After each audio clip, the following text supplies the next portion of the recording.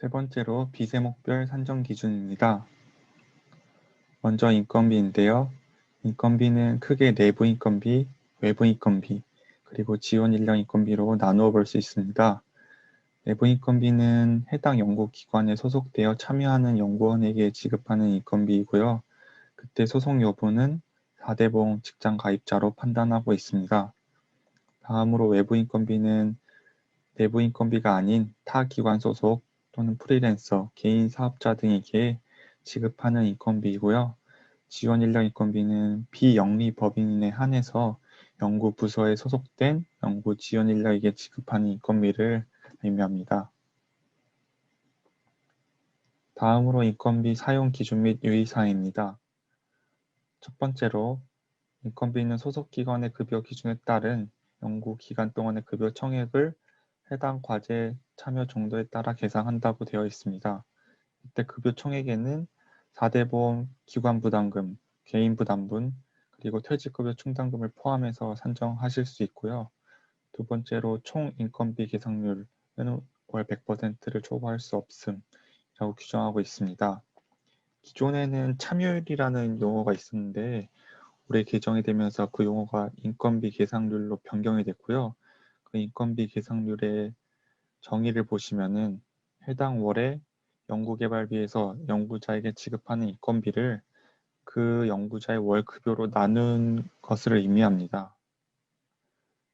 쉽게 생각해서 그 연구자의 월 급여 중에 해당 월에 해당 연구 과제에서 그 연구자에게 지급하는 연구비의 비율을 의미한다고 생각하시면 됩니다. 그리고 4번 보시면요. 기관 자체의 인건비 기준이 있음에도 불구하고 연구개발 과제 수행을 위해 별도의 인건비를 정해서는 안 되고요. 다섯 번째로 청년 인력에 관련된 내용인데 앞서 말씀드린 내용과 같습니다. 청년 의무 채용, 추가 채용의 경우 고용 유지 기간 등을 유지하셔야 하고요. 위반 시에는 인건비를 회수한다는 점 다시 한번 강조드립니다. 교육 자료에 파란색으로 표시된 부분은 올해 개정된 내용이니까 읽어보실 때 조금 더 유의해서 읽어보시기 바랍니다.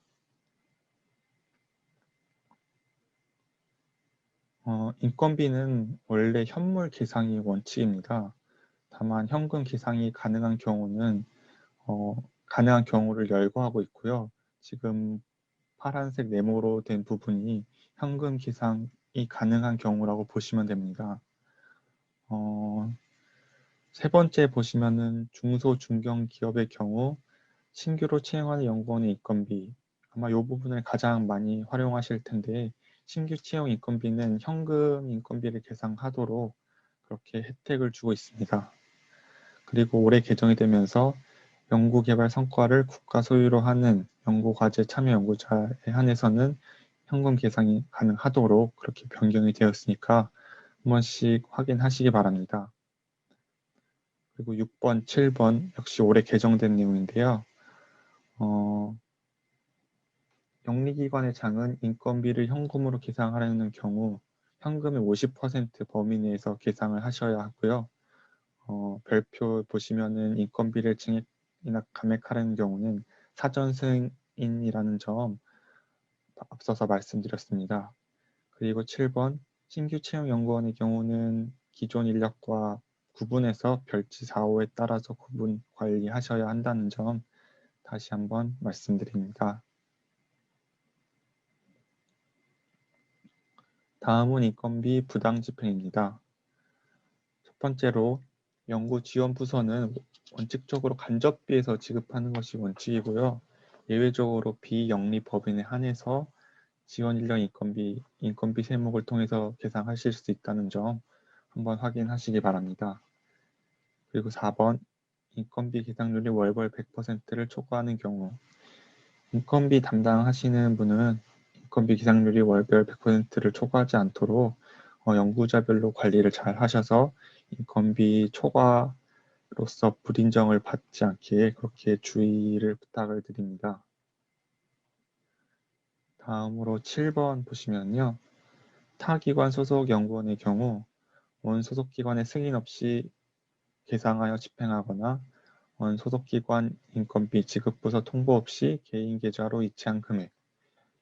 타기관 소속 연구원의 경우는 외부 기관장 확인서를 제출하도록 하고 있습니다. 지금 이 내용을 보시면은 인건비가 이중으로 지급되지 않도록 그것을 방지하기 위한 규정으로 생각하시면 되고요.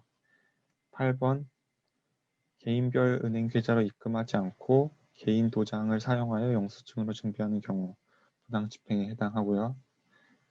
10번 참여연구원의 인건비를 영리기관의 경우 사전 승인 없이 증감액하는 경우 사전 승인 대상인데 사전 승인 받지 않은 경우를 말하고 있습니다. 마지막으로 13번 프리랜서 그리고 개인 사업자의 경우는 반드시 과제 계약 체결 후에 인건비를 지급해야 한다는 점 확인하시기 바랍니다.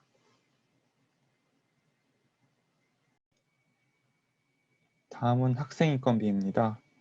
학생인건비는 기본적으로 그 기관 소속 학생 연구자에게 지급하는 인건비고요.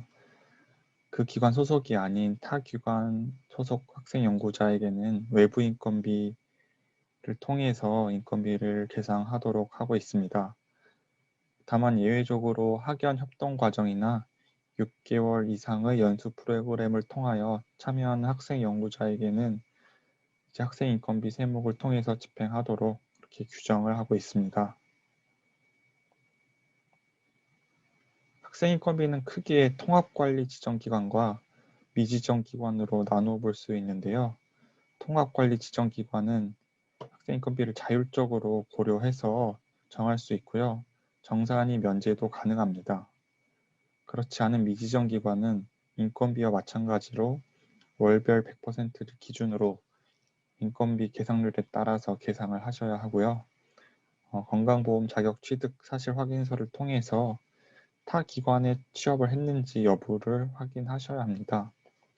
이때 만약 타 기관에 소속이 되어서 급여를 받고 있다고 하면은 해당 과제를 통해서 학생 인건비를 받는 금액과 타 기관에서 받는 급여를 합쳐서 만약 학생 인건비 단가가 초과한다면 그 초과된 금액만큼 불인정 금액이 포함된다는 점 유의하시기 바랍니다. 1번부터 보시면요. 학생연구원 협의를 통해서 연구 참여 확약서를 작성하도록 이렇게 규정하고 있습니다.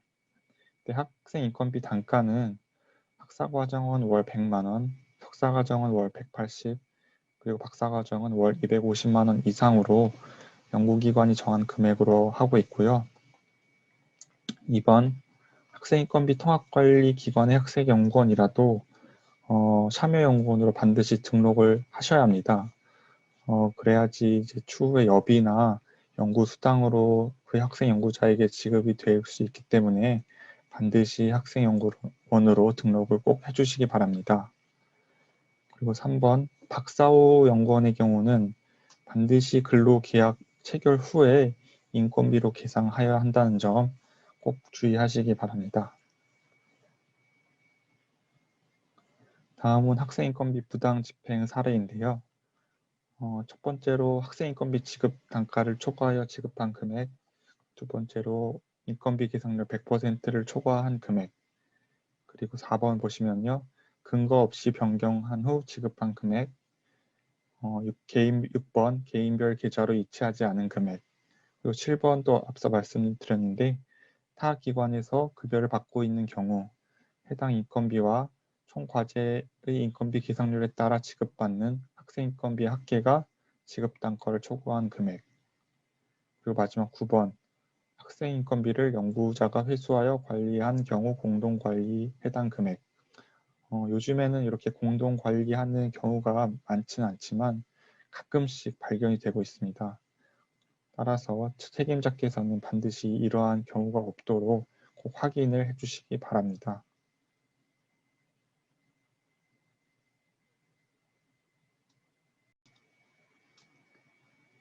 다음은 연구시설 장비비입니다. 연구시설 장비비는 연구시설 장비의 구입 설치비, 그리고 임차비, 그리고 운영 유지비, 그리고 연구 인프라 조성비까지 연구시설 장비비 세목을 통해서 계상하도록 이렇게 규정을 하고 있고요. 유의사항을 보시면은 취득가격 3천만 원 이상인 시설 장비를 구축하려는 경우는 장비심의위원회의 심의가 필요하다는 점 확인하시기 바라겠고, 국가시설장비 포털 제우스에 기등록된 장비의 공동 활용 여부를 확인하신 후에 개상하셔야 한다는 점 한번 확인하시기 바랍니다. 그리고 연구 장비 구입 시에 소요되는 제세 공과금 등 부대 비용은 연구시설 장비비 구입비에 포함해서 계상하실 수 있고요. 3번은 현물에 관련된 내용인데 앞서 말씀드린 것처럼 기존에는 장부가 기준으로 현물을 계상하였다면 올해부터는 구입가의 20% 내에서 계상하되 이때 구입 완료일이 연구과제 시작일의 5년 이내여야 하고 내용연수 만료일이 현물로 계상한 연도의 말일 이후여야 한다는 점 확인하셔서 현물로 계상하시려는 장비가 있는 경우에는 반드시 그 조건들을 확인하시고 계상하시기 바랍니다. 다음은 연구시설 장비비의 부당 집행 사례입니다. 첫 번째로 해당 연구 과제에 기여치 않은 시설 장비와 부수 기자재 구입비인데요. 이때 중요한 점은 만약에 최종 종료 연도라 한다면은 그 최종 종료 2개월 전에 반드시 입고가 될 수 있도록 연구 담당자분들께서는 주의를 하셔야 합니다.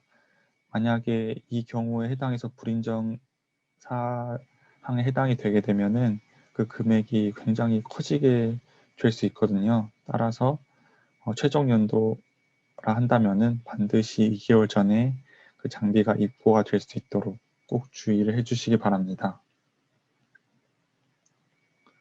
다음으로 4번 보시면은 대표자 또는 책임자가 운영하는 기관으로부터 매입한 기자재.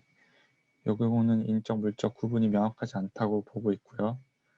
그리고 5번째는 현물 기준을 위배한 경우. 장부가가 아니라 구입가 20%라는 점 다시 한번 말씀을 드립니다. 그리고 6번 연구 과제 수행 기간 상호 간 거래 금액. 이것도 원칙적으로는 불인정이고요. 예외적으로 단독 판매처라든지 출연 연구기관의 중앙창고 구매 등은 예외적으로 인정을 하고 있습니다. 그리고 7번 사전 승인 없이 건당 3천만 원 이상의 장비를 구입하거나 다른 장비로 대체해서 구입하거나 구입하지 않으려는 경우 불인정 사항에 해당하고요. 요 사례는 앞서서 사전 승인 사항에서 말씀을 드렸습니다.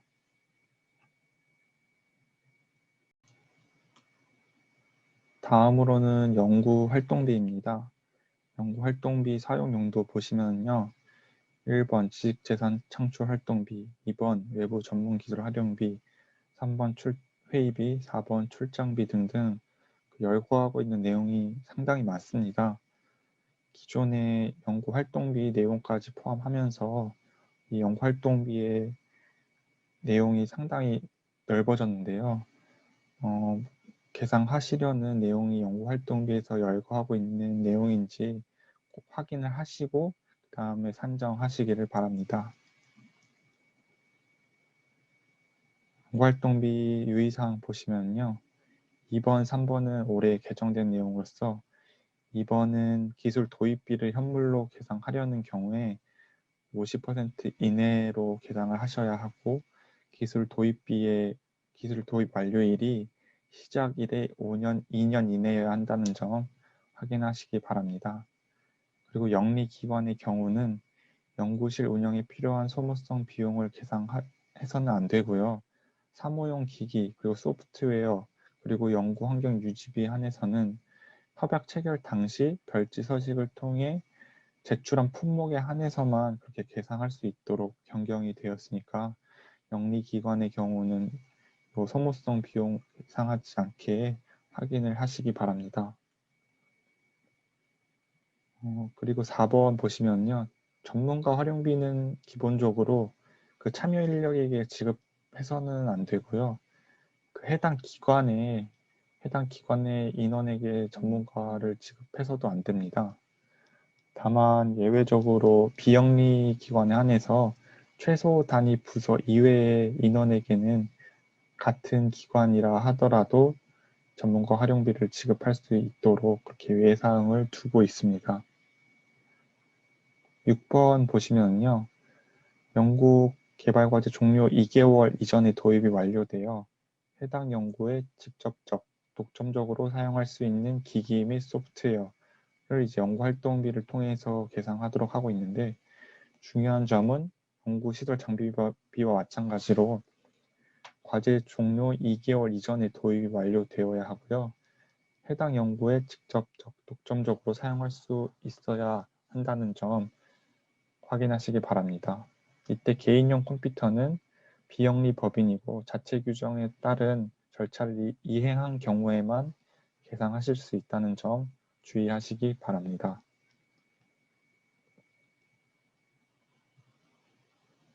다음으로 국내 출장 여비는 출장 관련 서류를 구비해 주셔야 하고요. 만약 내부 규정이 정액 지급에 한다 하더라도 하나 이상의 영수증을 구비하셔서 출장을 갔다 왔다는 걸 증빙하셔야 합니다. 그리고 9번 보시면 회의비는 반드시 외부 기관이 참석한 경우에만 회의비를 집행하실 수 있고, 목적, 일시, 장소, 내용, 참석자 성명 등이 명기된 회의록이나 내부 결제 문서를 첨부 서류로 반드시 제출해 주셔야 합니다.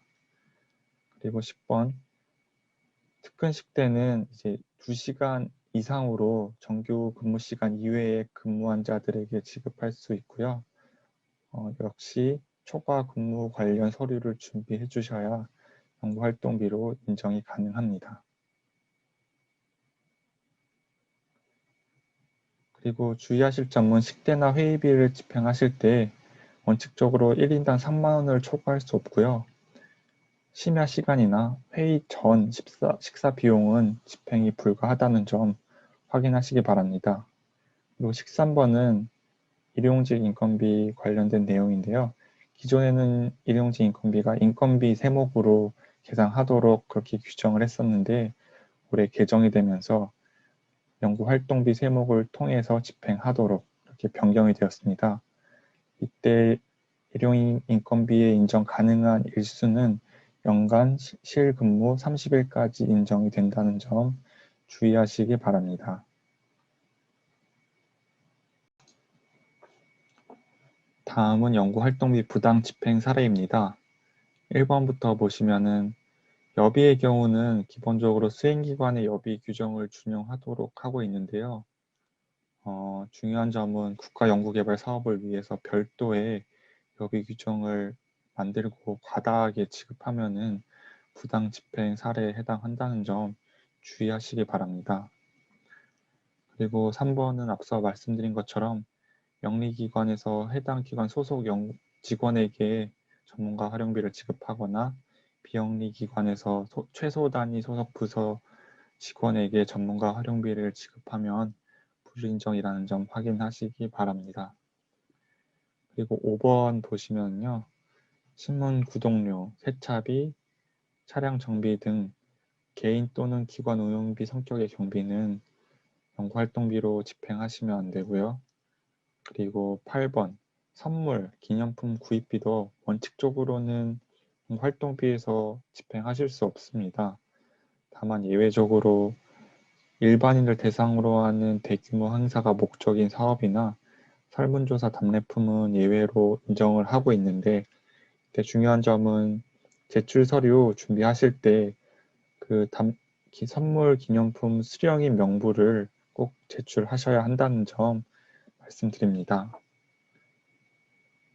그리고 9번 수행기관 상호 간 의뢰된 연구개발 서비스 활용비는 원칙적으로 인정이 되지 않으나 비영리 기관에서 비영리 법인 한해 분석기관에서 인정하는 시험 분석 결과서를 발행하고 흡수하는 경우는 인정하고 있다라고 규정하고 있습니다.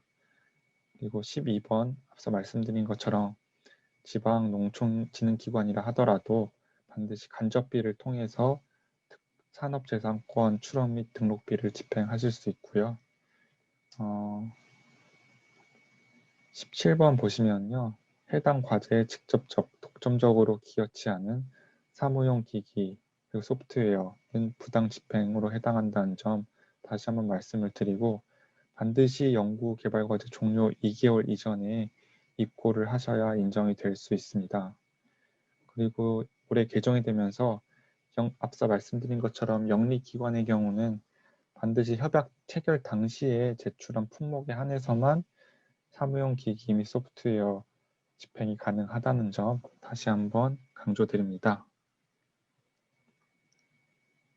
그리고 20번 보시면요. 외부 기관 참석 없이 단일 내부 기관 간 회의비 불인정 대상이고요. 22번 회의비 출장비에서 식대가 이중으로 지급된 경우 회의비를 출장처에서 지급한 경우에는 출장비에서 해당 식대만큼 감액하고 지급을 하시는 게 원칙입니다. 그리고 23번 주류 등 유흥성 경비가 포함되어 있는 회의비나 식대는 그 주류나 유흥성 경비뿐만이 아니라 그 회의비, 식대 전액이 불인정 대상이고요. 회의 한 건에 대해서 식사를 집행하시고 그 이후에 후식을 또 집행하시면은 그 후식비는 인정이 되지 않는다는 점 주의하시기 바랍니다.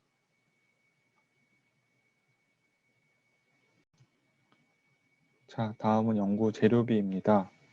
연구 재료비는 연구 재료 구입 비용, 그리고 시제품, 시작품 등을 제작하는 비용을 연구 재료비 세목을 통해서 산정하도록 하고 있는데요. 유의사항 보시면요.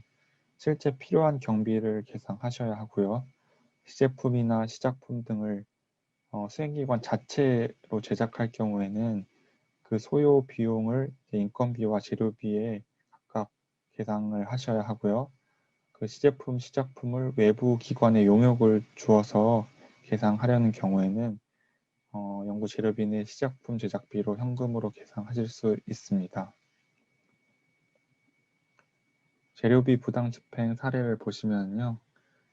1번 해당 과제 연구에 기여치 않은 시약 재료 구입비라고 되어 있는데 연구 장비 시설비 같은 경우에는 반드시 2개월 이전에 입고가 되어야 한다고 명시를 하고 있는데 재료비는 그런 기한이 따로 명시가 되어 있지는 않지만은 이제 종료에 임박해서 많은 재료를 구입을 하게 된다면은 그 재료가 이제 연구에 기여가 됐다는 것을 입증하기가 어렵기 때문에 가급적이면은 연구 종료되기 몇 개월 전에 입고가 되어서 연구에 투입이 될 수 있도록 그렇게 연구자분들께서는 진행해 주시는 것을 권고드립니다. 그리고 4번 보시면요. 3만 원 초과 재료비를 간이 영수증으로 처리한 경우는 부당 집행 사례로 이렇게 명시를 하고 있고요. 5번, 6번은 연구시설 장비비에 있던 내용인데 같은 연구 개발 기관 간에 구입한 재료는 원칙적으로 불인정하고 있고요. 대표자 또는 책임자가 운영하는 기관으로부터 매입한 재료비 역시 원칙적으로 불인정이 된다는 점 확인하시기 바랍니다.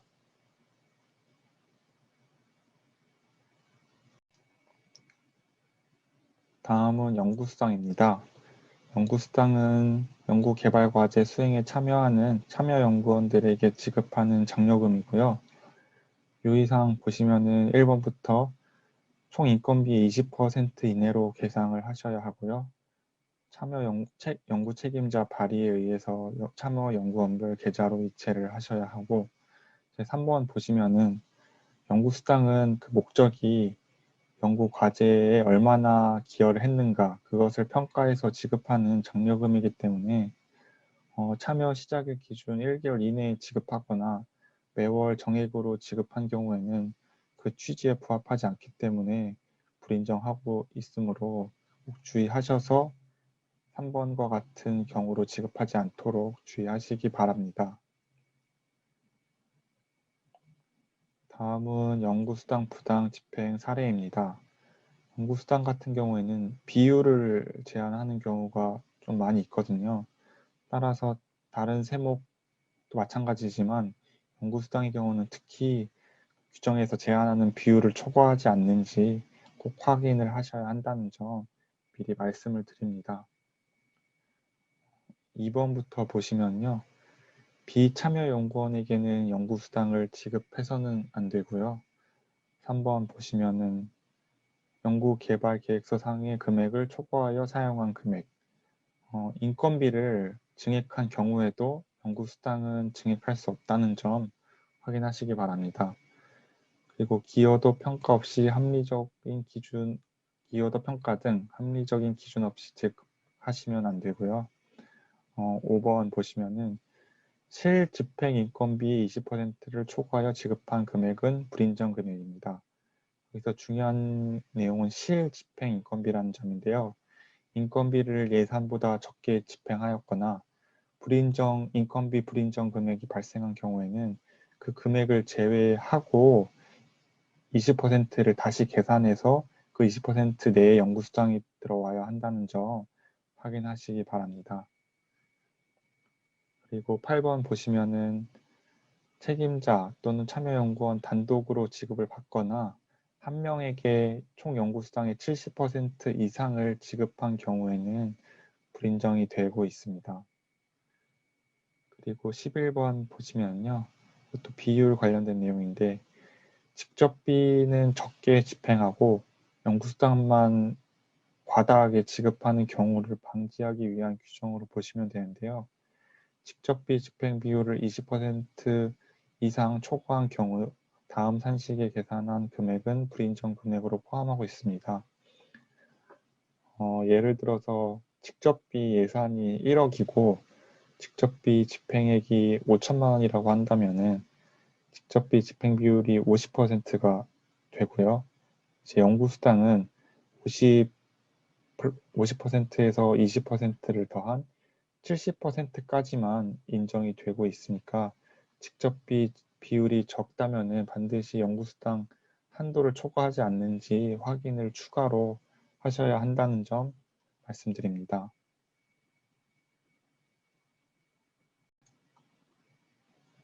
다음은 위탁연구개발비입니다. 위탁연구개발비는 주관 연구개발기관에 한해서 연구개발 과제 일부를 다른 연구개발기관에 위탁할 때 드는 비용이고요. 유의사항을 보시면은 1번 위탁연구개발기관은 직접비 및 간접비로 계상을 하셔야 하고요. 2번 주관연구개발기관은 위탁연구개발비를 제외한 직접비의 40% 이내로 계상을 하셔야 하고 20% 이상 위탁연구개발비를 증액할 경우에는 사전 승인 사항에 해당한다는 점 앞서서 말씀을 드렸습니다. 그리고 4번 연구개발비 세목 계상 시에 직접비 중 연구기기 장비 및 시설비, 시제품 시작품 제작비, 그리고 간접비 중 연구개발 준비금, 지적재산권 출원 등록비, 과학문화활동비는 제외하고 계상하여야 한다는 점 확인하시기 바랍니다. 그리고 5번 보시면요. 해당 위탁연구개발비가 부가세법상 과세 대상에 해당할 경우에는 위탁연구기관의 매출 부가가치세를 위탁연구과제 내 연구활동비에 계상할 수 있다는 점 확인하셔서 편성하시기 바랍니다.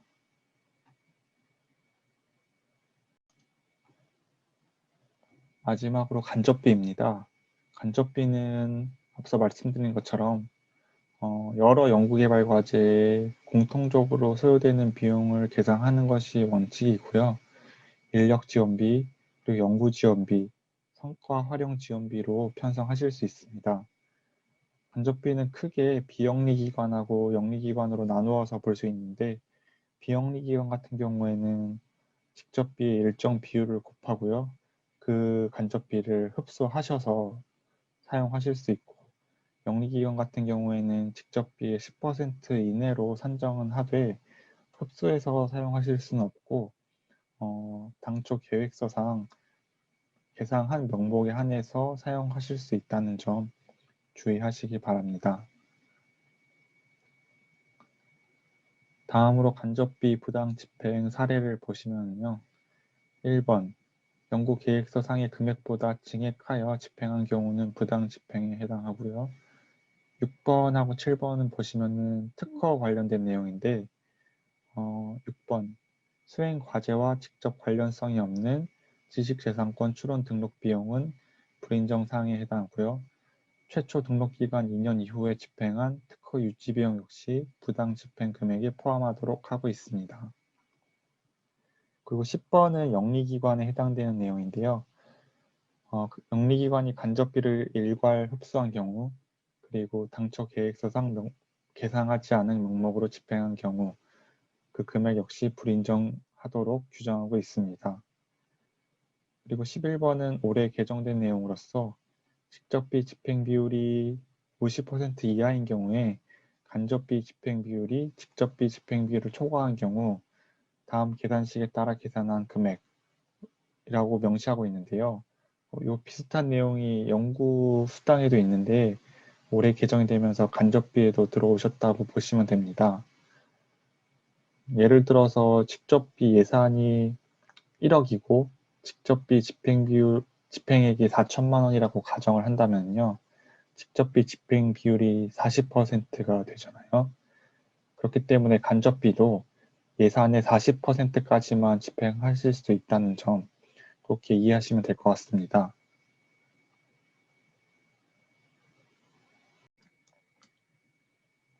다음은 저희가 정산이나 상시점검 간에 주로 지적받는 사항을 정리해 보았는데요. 가장 많이 지적받는 사항은 역시 환급 가능한 부가가치세액이었고요. 그 이외에도 과제와 관련이 없는 비용, 그리고 세목별로 주로 어떠한 내용이 지적을 받는지 정리를 해보았으니까 연구 진행하시면서 한 번씩 읽어보시고 참고하시면 좋을 것 같습니다. 마지막으로 정산 절차 및 필수 제출 서류 설명을 드리겠습니다.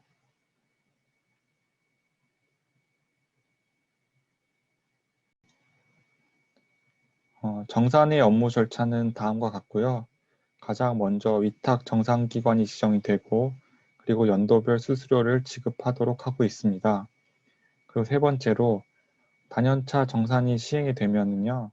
연도별로는 사용 내역만 보고하시면 되고 연구가 종료된 이후에 45일 이내에 사용 실적을 보고하시면 됩니다. 이렇게 사용 실적을 보고하게 되면은 네 번째로 위탁 정산기관에서 검토를 하게 되고요. 수행기관과 정산 결과에 대해서 상호간에 확인을 한 이후에 다섯 번째로 농진청에 검토보고서를 제출하고 있습니다. 이렇게 검토보고서가 제출이 되면요. 여섯 번째로 농진청에서 연구개발비 사용 실적 검토 결과를 수행기관에 통보를 하게 되고요.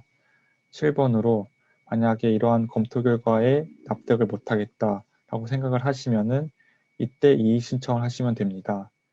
이의신청을 하시고 이의신청 절차가 모두 마무리가 되면은 여덟 번째로 정산금이 확정이 되고 농진청에서 수행기관에 결과를 통보하게 됩니다. 그리고 마지막으로 정산금을 반납하고 보고를 하게 되면 모든 절차가 마무리가 됩니다.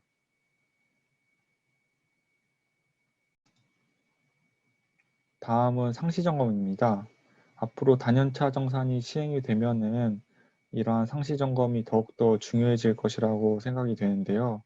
정산을 받는 기간 자체가 늘어나다 보니까 그 불인정이나 부당 집행이 있을 경우에 그 금액이 누적이 되어서 최종적으로 반납할 금액이 더욱더 커질 수가 있기 때문에 이러한 상시 점검을 통해 부정 사용을 조기에 발견하고 만약에 불인정 가능성이 있는 경우에는 수행기관의 안내를 통해서 정정 기회를 제공하고 있습니다. 따라서 이렇게 상시 점검 결과 미흡건이 있는 서류에 대해서는 반드시 다음 상시 점검 전까지 그러한 미흡사항을 해소해 주시기 바랍니다. 다음으로는 세목별로 필수로 제출하여야 할 서류들인데요. 저희가 정산하면서 중요하다고 생각을 하거나 자주 빠뜨리는 내용들은 붉은색으로 하이라이트 표시를 하였으니까 세목별로 그리고 세세목별로 어떠한 서류들을 요구하고 있는지 연구자분들께서 한 번씩 확인을 해보시고 정산 시에 그리고 상시 점검 시에 이러한 제출 서류를 제출할 수 있도록 그렇게 처리를 부탁을 드립니다. 이상으로 농업과학기술 연구개발 사업, 연구개발비 집행 및 정산 안내를 마치도록 하겠습니다. 들어주셔서 감사합니다.